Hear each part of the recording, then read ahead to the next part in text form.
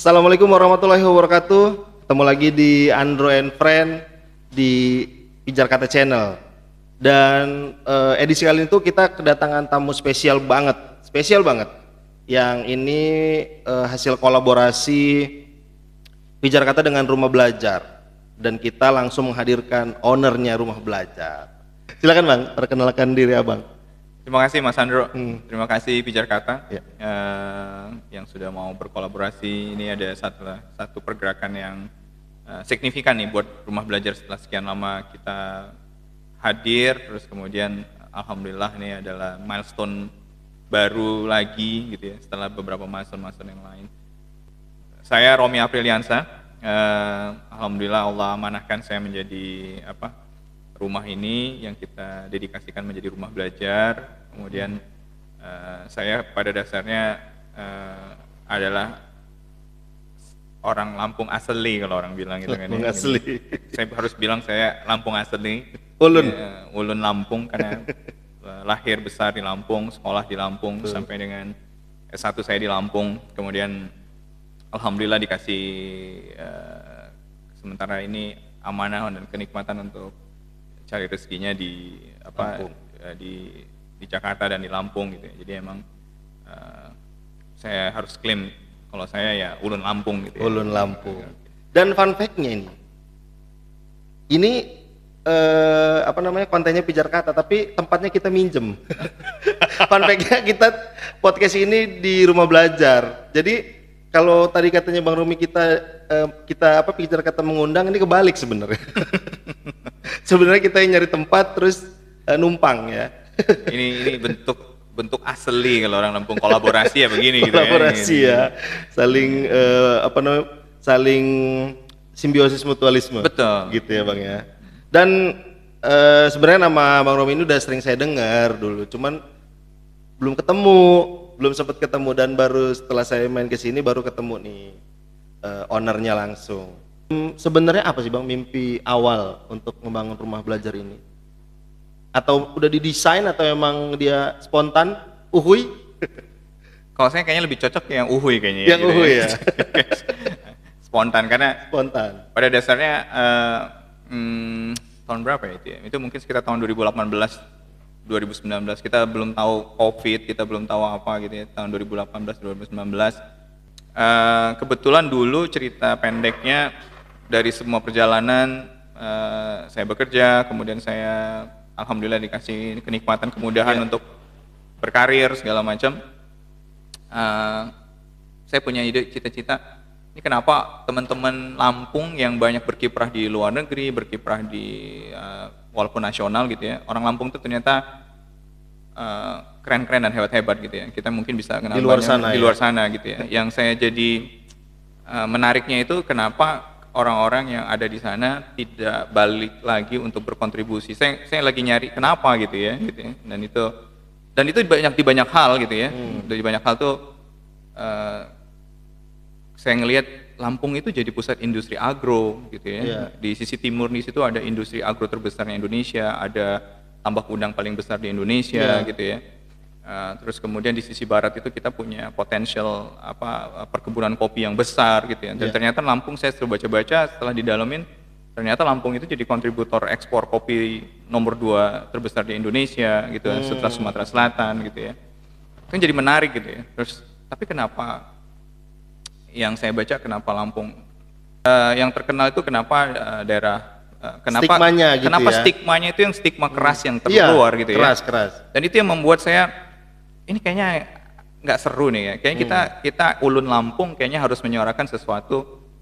Kita tuh positif, kita tuh punya ruang lingkup. Saya yakin anak Lampung tuh cuma masalah tentang exposure gitu ya. Kalau dikenalkan sesuatu yang baik dan bagus, saya yakin pasti dia punya sesuatu yang baik dan bagus gitu. Nah, balik lagi ke ceritanya kenapa punya Rumah Belajar.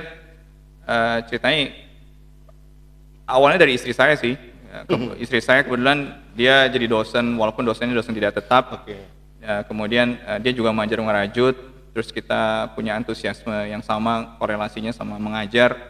Istri saya diundang untuk melakukan kegiatan merajut di Ulu Belu tuh ceritanya. Nah, waktu melakukan kegiatan merajut di Ulu Belu, Saya ketemu petani, istri saya ketemu sama istri petani. Pendek cerita, ini gimana ya kalau kita kembangkan aja nih gitu ya. Maksudnya ada satu ruang di mana ruang itu bukan ruang kafe, tapi adalah tempat hub. Kalau bahasa saya itu hub ya gitu ya. Hub itu tempat ya namanya muara, itu bisa ketemu banyak hal gitu ya. Yang ngobrol ngalur ngidul, tapi mungkin di situ kita kasih satu kalau bahasanya anak-anak sekarang tuh namanya spill gitu ya. Di spillnya gitu ya. Bisnis apa yang lagi naik daun, kemudian sesuatu apa yang sekiranya bisa dikembangkan dengan ilmunya masing-masing gitu ya. Jadi obrolannya itu tidak menjadi obrolan yang sia-sia, tapi obrolan yang sifatnya bisa berkolaborasi. Dan salah satu antusiasmenya saya adalah waktu itu adalah pergi ke produk UMKM yang salah satunya kopi gitu ya. Jadi ketika memang niat mengelola rumah belajar ini memang langsung diarahkan untuk dunia usaha. Kurang lebih gitu. Jadi bertukar pikiran, kecemasan hatinya saya itu untuk ngeliatin anak-anak, terutama saya punya anak yang waktu itu sedang menuju masuk universitas gitu ya. Kecemasan saya itu ngelihat industri Lampung itu tidak tergitu, industri yang ada di Lampung terutama ya. Yang saya lihat itu seperti tidak senada dengan apa yang ada dilakukan oleh universitas gitu ya, misalnya gitu. Saya nggak ngelihat apakah yang dilakukan sama universitas itu melihat sesuai dengan kebutuhan industri yang ada di Lampung, gitu ya. Dan itu menjadi kecemasan gitu. Jadi contoh yang saya ambil gitu ya, ada satu universitas di Jakarta yang saya perhatikan dia menyusun silabus itu disesuaikan dengan apa yang dibutuhkan oleh industri yang ada di Jakarta. Jadi hampir anak-anak yang lulus di sana, itu dia waktu ngelihat dunia nyata, kalau saya ngomongnya dunia nyata gitu ya, itu ketika dia masuk lapangan pekerjaan, dia sudah sangat mudah beradaptasi gitu. Sebenarnya gambaran Abang ini apa sih usaha yang sedang dibangun ini gitu? Apa tujuan besarnya gitu? Idealismenya sih sebenarnya pada dasarnya adalah bagaimana numbuhin kreativitas ya. Kalau bahasa yang keren sekarang lagi sering diangkat-angkat itu adalah entrepreneurship gitu ya. Nah itu kalau bahasa entrepreneur, kewirausahaan itu kan sampai di kelas tuh, di kampus zaman dulu saya kuliah ada kelas kewirausahaan gitu ya. Terus kalau sekarang ya digaung-gaungin sama Pak Menteri gitu ya. Itu mungkin teman-teman juga bisa lihat di Menparekraf itu sering menggaungkan entrepreneurship gitu ya. Nah, entrepreneurship itu kan menjadi unik, salah satunya adalah bahasa kerennya adalah pengejawantahan untuk pemecah kemiskinan dengan cara menciptakan lapangan kerja gitu ya. Bahasa turunannya creativity gitu ya. Nah, dari turunan creativity itu yang membuat saya memikirkan untuk nih anak-anak tuh harus ada laboratoriumnya tuh. Kalau ibaratnya kalau lagi latihan kimia sama fisika, kalau dia cuma di atas kertas terus diobrolin, itu jadi tidak menyenangkan. Kenapa? Imajinasinya nggak berkembang. Kalau anak sekarang halu, Bang. Betul, jadi halu. Ini ngomong apa sih gitu ya? Cuma halusinasi. Jadi kurang lebih niatnya rumah belajar itu jadi labs gitu ya. Kalau bahasa saya itu jadi hub, tapi kalau mungkin aplikasinya jadi labs. Syukur-syukur alhamdulillah kalau misalnya ada beberapa, kalau dulu itu kita pernah juga buat namanya lomba forum bisnis gitu ya. Jadi ya pada dasarnya teman-teman buat proposal bisnis segala macam, terus kemudian kita nilai, ada panelnya segala macam. Kemudian akhirnya kita melakukan hadiahnya adalah pembiayaan gitu. Nah, harapannya dulu berkembang terus gitu ya, berkembang. Karena omong kosong kalau misalnya kita udah buatin teorinya, ada bisnis plan-nya, ada action yang mau dilakukan, terus tapi tiba tidak bisa di-execute, nggak bisa dilakonin karena kenapa? Nggak ada modalnya, Bang. Gitu kan? Itu kayak seolah-olah ketakutan besar seorang yang akan memulai usaha, sih Bang? Sepakat. Itu yang saya mau bilang. Kalau saya lihat di beberapa, tapi sekali lagi ini di yang situasinya mungkin terlihat mungkin terlalu ideal gitu ya. Tapi buat saya anak-anak itu dengan knowledge base-nya dia, yang maksudnya gini, anak-anak zaman sekarang tuh buat saya mereka itu punya kenikmatan tentang bagaimana mengakses ilmu pengetahuan itu dengan caranya sangat cepat gitu ya. Benar. gitu ya. Bener Dan banget itu berbanding dengan kita yang misalnya nggak usah jauh-jauh deh ya, kita tarik ke belakang di bawah 2010. Betul. Ngomongin buku, ngomongin informasi, ngomongin apa segala macamnya, itu perkembangannya itu sangat dahsyat dengan yang sekarang gitu ya. Mau buat presentasi yang bagus, mereka udah bisa banyak referensi, ada AI-nya. Mau buat skrip, mereka punya AI. Mau buat konsep business plan, mereka bisa, asal mereka paham apa yang mereka mau lakukan, ada AI yang bisa membantu itu dan kemudian bisa membuat jadi proposal yang baik. Betul. Dan itu yang seharusnya tetap terus dilakukan, dan kemudian nanti akan menemukan dengan siapa yang punya, ada orang yang punya kelebihan modal misalnya, tapi dia nggak tahu menyalurkannya kemana. Nah, sebenarnya kan ini kan konsep-konsep koperasi yang zaman dulu sebenarnya udah ada, kayak Pak Hatta misalnya. Daripada sekarang kita kejebak pinjol, kejebak ini segala macam, ya ini itu yang saya bilang tadi, labs ya. Jadi laboratorium yang untuk nemuin yang punya uang sebagai orang yang konvensional, tapi daripada ditabung atau dia melakukan bisnisnya secara sendiri, mendingan dia berkolaborasi sama orang yang memahami product knowledge-nya dan kemudian melakukan perencanaan terhadap eksekusi bisnisnya tersebut. Nah, kalau berarti saya agak tangkap sedikit itu soal konvensional, kemudian itu bisa di-blend sama modernitas sekarang. Maksudnya artinya ketertarikan anak-anak terhadap AI itu bukan satu penghambat kayak mereka nggak kreatif ya. Justru Betul. malah itu jadi membantu mereka ya. Artinya itu kita tuh harus kita yang udah bedanya tuh gini. Anak-anak sekarang ketika dia menggunakan AI, dia nggak punya sensing untuk melihat apakah yang ditulis AI itu benar atau enggak. Karena dia belum punya experience. Yeah. Tapi orang yang sudah pernah mengalami, dia bisa mengkalibrasi nih apa yang ditulis itu miss-nya ada di mana. Walaupun nggak semuanya yang dilakukan AI itu miss. Ya. Gitu ya. Tapi kan memang bahasa apa ya, kalau sering saya dapat itu kadang-kadang kalau kita bikin artikel tetap harus dicari lagi komparasinya. Betul. Gitu. Nah, itu kan langsung bisa ditelan betul. mentah-mentah, kan? Itu kan artinya kolaborasi yang itu artinya percepatan pembelajaran namanya, ya, gitu ya. Betul. Ya, gitu. Betul itu. Itu kan percepatan dari yang satu nggak susah-susah harus menuliskan sesuatu apa yang dipikirkan menjadi satu bentuk, yang sudah punya pengalaman dia bisa merapikan dan mengkalibrasi. Jadi sebenarnya itu buat saya itu kenikmatan yang harus digunain bareng-bareng, kemudian untuk biar teman-teman maju sama-sama gitu ya. Jadi nggak ada masalah kalau misalnya katakanlah kita sebut abang dari dunia yang konvensional itu ketemu dengan anak-anak kekinian, itu di mana irisan kolaborasinya yang paling gampang gitu loh? Itu yang buat saya adalah kebesaran hati ya. Ya. Jadi yang harus bisa berdamai atau bisa kalau bahasa sekarang itu bukan berdamai sih, sebenarnya lebih adaptif gitu ya. Adaptif dan kalau bahasa anak pemrograman itu lebih agile aja gitu ya. Harus nyesuaiin untuk yang gitu. Betul. Nah, balik lagi ke rumah belajar yang sebagai laboratoriumnya itu, harapannya kita itu kalau saya memilih salah satu produknya itu adalah kebetulan itu kopi itu. Karena antusiastik ini yang akan kita bahas panjang nih kayaknya. Karena gini, saat kita bicara entrepreneur, kalau kita nggak lekatkan di satu produk, itu nanti kita keluar hanya dengan konseptual yang kita nggak bisa ngulik gitu ya. Karena itu nguliknya satu produk itu kan ada dari hulu ke hilir ya. Betul. Pertanyaannya mau mulai dari mana tuh? Mau mulai dari hulunya atau mau mulai dari hilirnya? Nah, di situ tuh. Mau produknya apapun nggak ada isu. Mau produknya itu dari kentang kek, mau dari jagung kek, mau kopi kek, mau apalah gitu ya. Atau mau servis itu apa aja gitu ya. Nah, tapi kan nanti di labsnya rumah belajar itu akan membantu untuk bilangin, oh nih bagusnya dari hulu dulu nih, atau bagusnya dari mana, dari hilir dulu nih fokusnya gitu ya. Nah, nanti ketemunya di mana karena gini, semua itu untuk memulai entrepreneur itu pasti ibaratnya perjalanan itu ada keterbatasan. Keterbatasannya itu mengenai kapasitas, itu ngomongin kayak mobil tuh ngomongin engine-nya.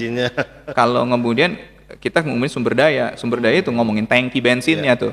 Nah, masing-masing kan pasti memiliki sesuatu yang beda. Nah, menyesuaikan itu sehingga jadi nggak sia-sia, sehingga arah yang dituju itu tahu kira-kira nyampenya di mana tuh.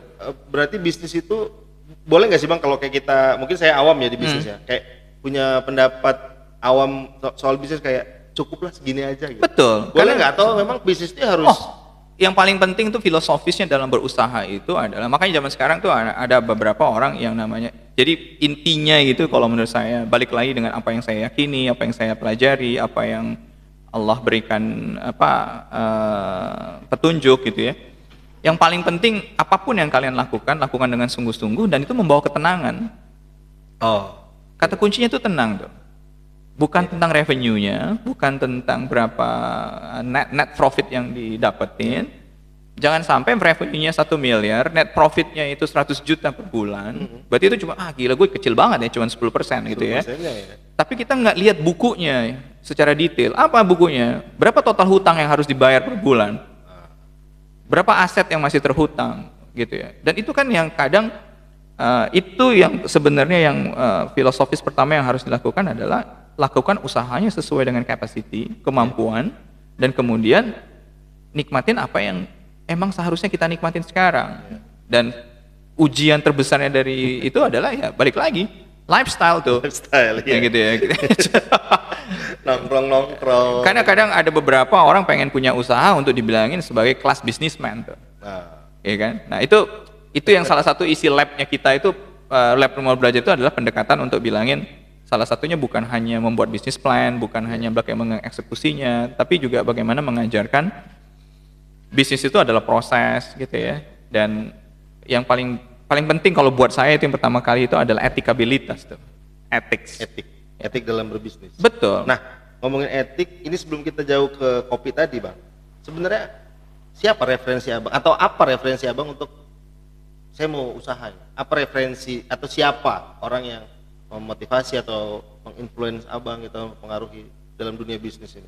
Ya, saya harus jujur aja ya. Misalnya buku apa yang dibaca gitu. Saya banyak, ya kalau dibilangin banyak dibandingin lain sih juga nggak ini. Saya tuh suka sejarah ya. Gitu ya. Yang saya lihatin itu adalah kalau ngomongin sejarah, orang Indonesia itu ternyata besarnya itu dari dagang, dari ini segala macam gitu ya. Hampir semua buku sejarah-sejarah yang even buku sejarah yang ditulis oleh orang-orang luar itu bicara Indonesia itu adalah tempat berdagang yang menyenangkan buat banyak pihak gitu ya. Apa sih yang nggak ada di sini? Ya. Mau emas, mau minyak, mau gas. Ya, akhirnya jadi tujuan utama orang asing. Nah, jadi sebenarnya yang saya lakukan itu sampai hari ini saya harus bilang juga saya masih tetap kerja nih. Ya gitu ya, masih tetap kerja dalam rangka passionnya saya masih ada juga gitu. Jadi di usaha itu hampir sekarang masih belum di titik profitability itu ya.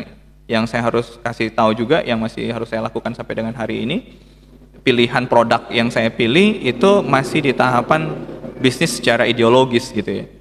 Gitu ya. Karena nanti kalau kita ngomongin secara detail tentang produk itu, produk kopi gitu ya, nanti akan terlihat apakah ada profitnya. Tentu aja ada. Kenapa? Karena kalau tidak dibentuk profitnya, usahanya juga nggak survive gitu ya. Tapi apakah dia skalanya menjadi skala yang masif, itu belum saya tarik ke arah sana tuh, karena satu kapasitasnya saya, kemudian waktunya, terus kemudian ada beberapa pertimbangan gitu ya. Tapi secara konsep, secara pembukuan, secara azas manfaat, insya Allah tuh masih masuk di dalam tatanan yang positif gitu ya. Contoh kerjanya kayak misalnya kayak saya sekarang, kita ngomongin kopi deh gitu ya, dari hilir ke hulu. Nah sekarang positioningnya saya itu di produk kopi itu saya sudah sudah mengembangkan bisnis plan-nya itu udah dari hulu ke hilir. Ya, investasi yang saya lakukan itu hampir dengan hari ini yang bentuknya material itu ada di tengah-tengah, ada di roastery. Karena blocking ya, kayaknya leher. Jadi kalau di kopi itu ada satu situasi di mana kopi itu roastery itu atau tempat pemanggangan itu masih satu tempat di mana itu menjadi blocking. Satu karena equipmentnya mahal. Betul. Ya kan ya. Yang kedua kapasitas orang yang melakukan. Ya kan? Kalau di hilir, ya mungkin investasi dalam rangka menyeduh kopi, mempelajari seduhan kopi, itu banyak dan skalanya bisa macam-macam, dari skala scale tubruk gitu ya, atau dalam rangka kelas mesin espresso yang mungkin harganya juga bisa ratusan juta. Betul. Nah ini kita informasikan sedikit soal tadi. Ini produk yang dikembangkan di sini masih kopi ya Bang ya, kalau di Rumah Belajar ya sementara ini. Iya, Nggak, maksudnya yang utamanya. Yang utamanya mainnya kopi. ya, kopi Ya, walaupun di belakang turunan itu ya saya cerita lagi nih agak panjang ya. Jadi kita kerjasama sama Dinas Kehutanan tuh kebetulan. Oke. Kita tuh ngembangin produk yang sifatnya agroforestry. Nah kembali lagi tuh itu produk idealisme lagi tuh. Agroforestry. Jadi cerita di belakangnya ada lagi tuh ke dalam rangka pembelajaran bekerja sama dengan Dinas Kehutanan nih kebetulan nih zaman dulu kita sampai ciptain produk namanya produk kopi hutan. Jadi kopi hutan itu hanya menjelaskan bagaimana hutan itu bisa tetap dijaga dengan baik dalam rangka supaya petani tetap sejahtera tapi tidak merusak hutannya. Iya. Itu hilirnya ya. Itu hulu tuh. hulunya ya. Itu hulu tuh.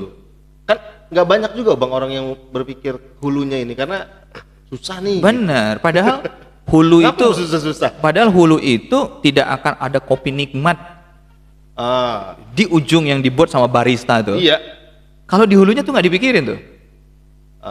Gitu ya. Jadi di hulunya itu kalau kita hanya fokus sama mesin espresso yang mahal di sana, bagaimana barista mengerjakan kopi dengan jadi kita nggak akan pernah bicara kopi specialty. Kalau kita nggak bicara di hulu, ada yang mau ngerjain. Jadi ini sebenarnya sesuatu yang tetap harus berkesinambungan. Petani tetap harus mengerti dan paham kalau kopinya yang enak yang dia lakukan di proses di atas kebunnya itu akan berujung kepada kopi yang terkenal dan enak dinikmati di atas meja. Yang memiliki cita rasa khas sesuai dengan ini contoh yang kita buat adalah kita punya produk kopi hutan yang kita segmentedkan itu sampai bicara kelompok taninya. Jadi kopinya dari berbagai macam daerah, misalnya saya sampling dari Ulu Belu misalnya gitu ya. Kita buatin kopi hutan Ulu Belu. Kelompok tani A prosesnya natural, kelompok petani B prosesnya honey, kelompok petani C jadi itu spesifik. Dan kenapa saya spesifik? Karena kopi specialty itu makin spesifik itu akan apa ya? Akan menemukan kalau di Ulu Belu rasanya gini ya, lebih kayak rasa ada gula arennya gitu ya, ada coklatnya. Apakah sama dengan yang di Lampung Barat, yang misalnya di Simpang Luas atau yang di Gunung Pesagi? Tentu beda tuh. Beda. Secara alamnya beda, prosesnya juga beda, mungkin jenis bibit yang ditanam beda. Nah, itu idealisme yang saya mau bawa. Kenapa? Korelasinya, kenapa sih kita hanya ngomongin Aceh Gayo? Kenapa kita cuma ngomongin kopi Labuan Bajo? Kenapa kita hanya ngomongin Arabica Toraja? Kenapa kita hanya ngomongin mana misalnya Pagarala atau Kerinci di Jambi gitu ya? Kenapa kita nggak ngomongin Lampung itu, di pesisir baratnya itu ada kopi pesisir barat, ada kopi Liwa, ada kopi Pesagi, ada kopi Campang 3, Simpang Luas, ada kopi air hitam, ada kopi dan ada kopi Waikanan. Dan itu malah sekarang yang lebih keren lagi saya baru dapat tuh kopinya Arabica Lampung gitu ya. Di daerah mana? Ya ada di daerah Lampung Barat tuh. Ya, idealismenya adalah supaya kopi itu bisa terus bergerak ya kita beli tuh. Kita beli, kita kurasi, kemudian kita bilang ini harus diperbaiki, sortasinya, bentiknya. Terus kita panggang, habis kita panggang kita suruh tuh minum petaninya. Terus dia bilang, wah kopi kita kok rasanya gini Pak. Kalau kita yang di sini kita panggang rasanya nggak gini.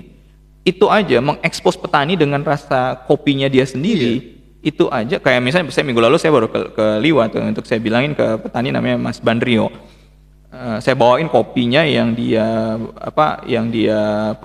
proses, saya beli. Terus saya panggangin, saya seduhin depan dia, terus dia minum. Pak ini kopi saya Pak. Iya itu kopi Anda. Bayangin tuh. Artinya kan bagaimana menghubungkan hilir dan ke hulu itu kan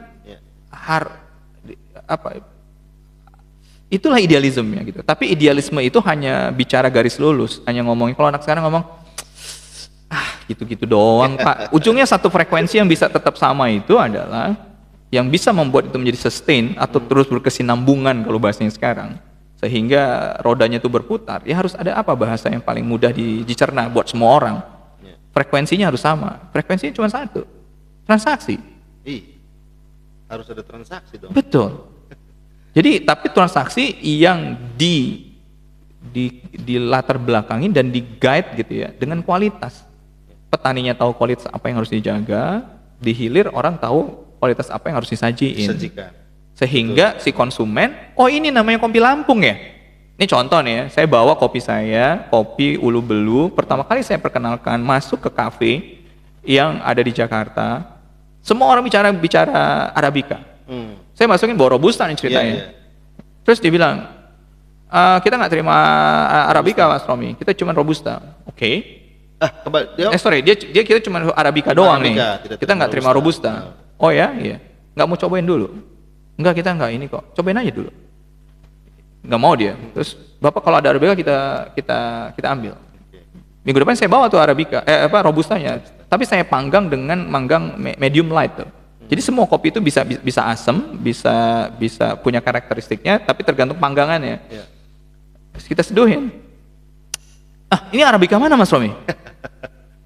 Udah selesai nih. Oh deh kita mau nih sekian, kita order nih sekian kilo. Sampai alhamdulillah sampai hari ini kita masih terus nyuplai itu untuk kan. Mas ini bukan Arabica, ini Robusta yang kemarin saya bawa, tapi saya panggangnya sekarang kalau kemarin medium to dark, sekarang medium to light nih. Hah? Ini Arabica? Ini Robusta? Iya. Lampung kopinya bisa gini? Ya bisa. Karena kopinya premium, kopinya petik merah, dikelola dengan baik, disortasi dengan baik, ukurannya disesuaikan dengan standar yang ada, kemudian kita sajikan. Tuh, bayangin artinya kan Lampung punya kesempatan yang sama tuh untuk ini keresahan yang mungkin tadi sebelum mulai ini kita sempat ngobrol-ngobrol, ini keresahan juga. Ini sebenarnya ngobrolan kopi itu kan udah mungkin beratus-ratus orang ya bahas kopi di Lampung ini gitu. Dan keresahannya saya itu ngerasa ada satu gambaran, ada apa ya, kayak satu irisan besar itu tentang kenapa kopi Lampung itu tidak menjadi tuan rumah atau menjadi raja sendiri di Lampung, atau bahkan merajai luar Lampung gitu Bang. Atau mungkin di Lampung sendiri, tadi kata Abang tadi kan di Lampung sendiri banyak mungkin kedai-kedai atau kafe-kafe yang bahasnya justru malah bangga dengan kopi-kopi luar Lampung gitu. Sederhana sih sebenarnya. Ketika harga premium ini tentang idealisme, balik lagi tentang bisnis. Yeah.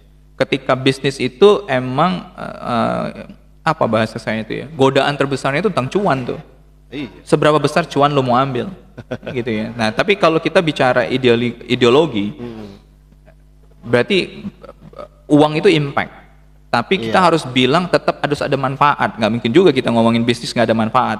Harus ada manfaat di petani, harus ada manfaat di kita yang mengelola, harus ada manfaat di orang yang melakukan. Cita-cita saya sederhana nih ya, saya mau tuh kopi Lampung yang premium itu bisa dikonsumsi secara harian, kemudian mengerubah perspektif orang Lampung tentang rasa kopi Lampung. Jadi Lampung itu kopinya bukan hanya satu rasanya. Kopi Lampung itu pada dasarnya bisa dibuat dan bisa dirasakan rasa yang pekat, rasa yang sedikit pekat, atau rasa yang ada asamnya, atau ada yang rasanya lebih kompleks. Nah itu dengan cara apa? Kalau kopinya premium bagus, kopinya petik merah, disortasi dengan baik. Jadi bukan asalan. Jadi perlakuannya juga baik ya? Jadi perlakuan di hulu itu di petani, walaupun harganya mungkin lebih tinggi daripada kopi asalan, tapi kita bisa konsumsi lebih baik di bawah, gitu ya. Kemudian konsumen akan bisa merasakan kopi Lampung itu bisa beraneka ragam rasa tuh sebenarnya. Ternyata dengan pengelolaan yang baik. Nah, balik lagi tuh, supaya bisa kayak gitu gimana? Ya harus bisa dikonsumsi oleh orang Lampung dengan harga terjangkau tuh. Sebenarnya salah satu kenapa saya buat rumah belajar itu sebenarnya cita-citanya itu saya dulu ngelihat ada hal yang sejenis dilakukan di Jogja. Ya. Jadi orang Jogja itu memiliki inflasi yang rendah ya. Jadi secara ekonomik tuh mereka itu apa yang mereka buat itu dijual di dalam close market. Close market tuh market yang di situ-situ aja tuh. Betul. Si A buat sarapan pagi, apa misalnya jenang apa, kopi apa, yang beli itu tetangganya dia untuk ini gitu ya. Tetangganya yang dia itu misalnya buat produk apa yang dikonsumsi balik sama yang Pak sama ini. Yang beli, yang jadi, jual kopi tadi. Betul. Jadi sehingga inflasinya menjadi rendah. Kalau secara teori ekonomik ya, mungkin nanti ada yang bisa koreksi atau apa. Kalau saya perhatiin itu, mereka melakukan itu di dalam lingkungannya dia. Jadi ketahanan pasarnya itu tidak bergantung, contoh nih gitu ya, kita heboh dengan nyuplai kopi misalnya keluar Lampung, terus tiba-tiba pangsa pasar di luar itu tiba-tiba berhenti untuk mengkonsumsi, katakanlah gitu ya, suplainya jadi berkurang, karena kita tidak mengkonsumsi, terus barang mau dikemanain? Gitu. Kita malah ngambil kopi dari luar ya? Betul, dan sehingga karena tadi barang itu kita jual keluar, karena dapat harga yang lebih tinggi, lebih bagus ya. Ketika kita bawa ke dalam, orang ngerasa ngapain gue minum kayak gitu mahal amat gitu kan ya. Nah, itu yang saya mau coba untuk dibalik. Paham. Kalau saya tuh idealismenya kopinya disuplai dulu di dalam Lampung, dihabisin di Lampung, dikonsumsi secara reguler Dan reguler gitu, menjadi konsumsi yang sifatnya menjadi bisa apa ya ibaratnya itu harian gitu ya. Harian gitu. Kayak kita kopi Lampung 1 gitu. Betul. Dan kalau itu berlebih, itulah yang baru diekspor tuh. Atau yang berlebih itu yang baru dijual keluar tuh. Gitu. Harapannya sih ya. Tapi sekali lagi ini kan Tapi idealisme. supply-nya apa stoknya? Nah, itu yang saya mau bilang. Emang untuk sampai dengan hari ini kopi yang sifatnya premium itu, yang petik merah itu belum. Kalau saya kenalinnya gini, saya tidak akan berusaha membawa ini menjadi makrolot. Makrolot itu sesuatu yang industrial gitu ya.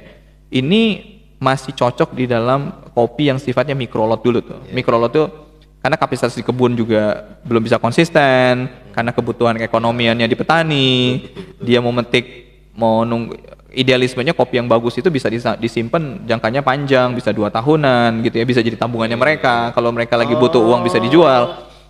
Tapi karena kebutuhan ininya mereka, ya mereka sekarang yang penting panen ada, cepet, asalan aja, jual tengkulak, dapat uang cepet. Nah itu emang, bayangin tuh, kita masih punya situasi-situasi yang wah besar ya gitu ya. Dan bagaimana mencari petani yang mau ngikutin konsepnya kita itu, kita dulu udah pernah ada, tapi lama-lama ya industrial besar itu yang lebih apa ya, lebih menggoda ya. Ini contoh nih, saya disuruh nyuplai, misalnya kemarin ada teman yang ke Rusia untuk datang, boleh nggak kopinya dikirimin ke Rusia gitu ya. Pertanyaan cuma sederhana, mau berapa banyak gitu kan ya? Betul. Ya dia bilang bisa suplai berapa? Malah ditantang balik. Iya.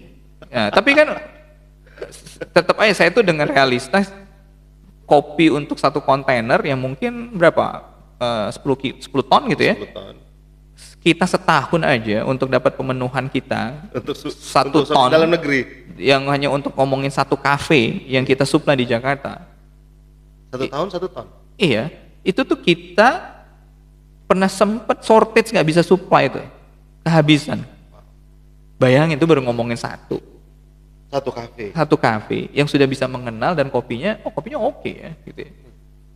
Untuk memenuhi kebutuhan Itu aja. Itu kita ngeri-ngeri sedap, kita sampai datang, mohon maaf nih kemarin panennya gagal, kita nggak punya supply, ada petani yang malah yang terakhir itu kita ganti tanaman. Kita masih syukur, betul, masih syukur kemarin waktu kita nggak bisa nyuplai, mereka harus nyariin supply sementara.